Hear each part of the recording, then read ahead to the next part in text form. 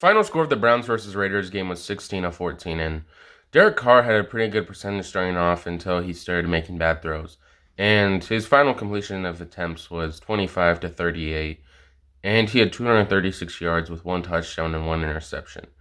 And I felt like Nick Chubb on the other side of the ball pretty carried the offense for a lot of the game.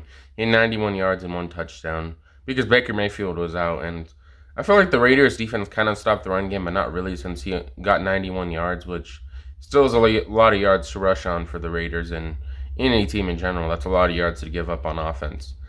And I felt like this was a pretty good game to watch. And that field goal at the end by Daniel Carlson was also set up by Derek Carr, who also made a couple big plays, huge deep balls to get the game going. I felt like Derek Carr definitely had a great game. And the Raiders, are they back on path to become a playoff team? Yes or no? And this is what Field Yates had to say. The impact of the field goal with the win, the Browns would have had captured 8-6 and first place in the AFC North, fourth in the AFC playoff picture. With a loss, they fall to 7-7 and 12th in the AFC playoff picture, which that's honestly bad for the Browns. And I thought they were going to win this game.